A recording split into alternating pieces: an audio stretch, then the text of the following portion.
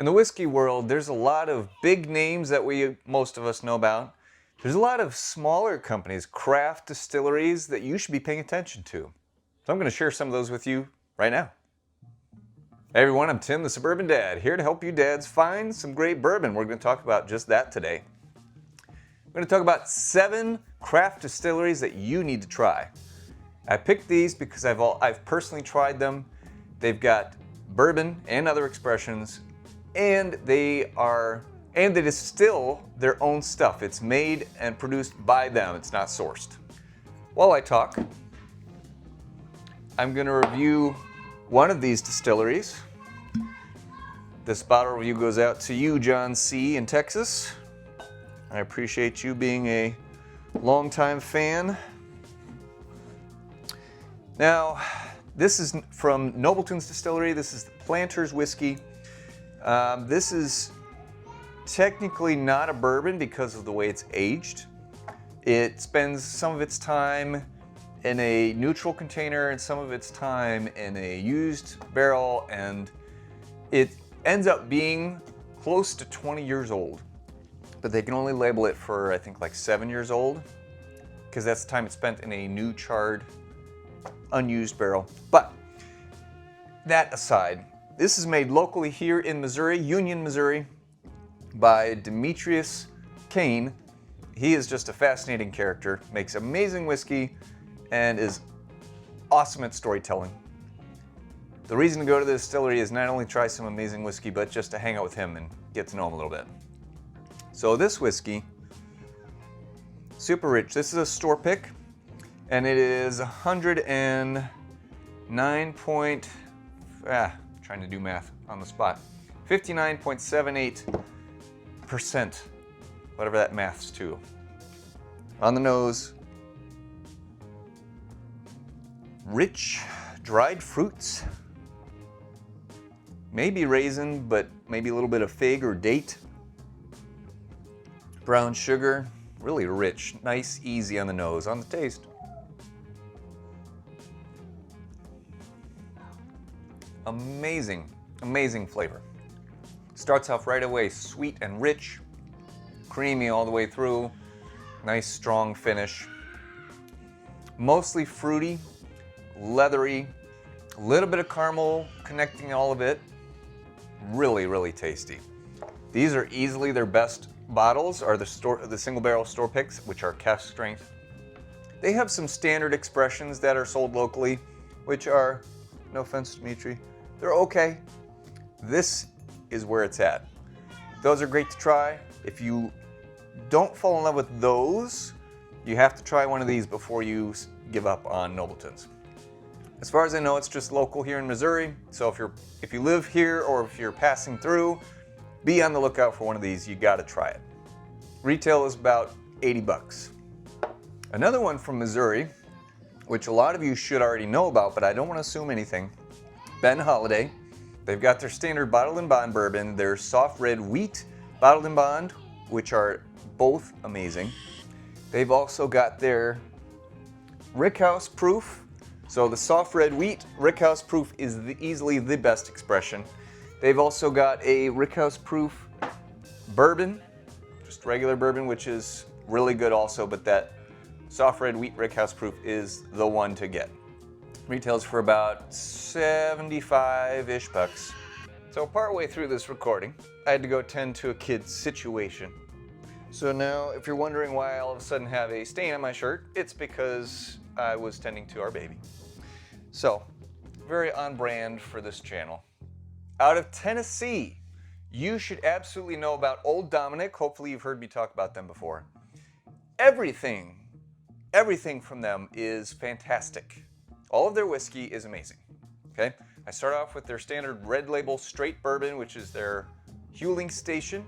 Now that stuff was sourced, to be totally transparent with you, but it was amazing. It's great. If you see one, you should buy it. It's like 35 bucks. Then they started distilling their own stuff. Their straight Tennessee whiskey, 85 proof, amazing. Their bottled and bond Tennessee whiskey, amazing. They have a small batch straight bourbon and a cask strength bourbon, all of which are great.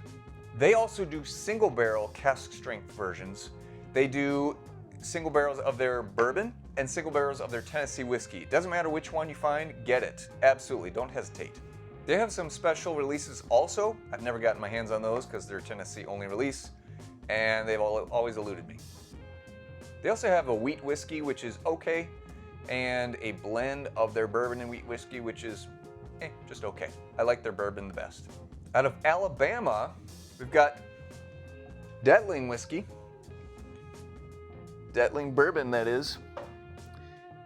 That is a store pick that I got from a local shop around here called ABV down in Arnold, Missouri. I've tried it at the store. It was so rich and complex. It's not that old. It's like 4 or 5 years old, but it's aged in the South, so it gains a lot more flavor real quick. It's not like Texas whiskey with that real green forward note. It's different. It's more molasses and brown sugar and caramel, just really rich. So I am savoring that bottle. I've not opened it yet because I'm still living off the memories of the sample that I had at the store, and those are very rare. So you can name off a whole list of allocated bourbons. That one is extremely rare and super great.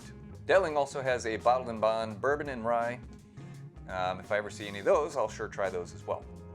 Another one you should know about by now, you probably do, but again, not going to assume anything.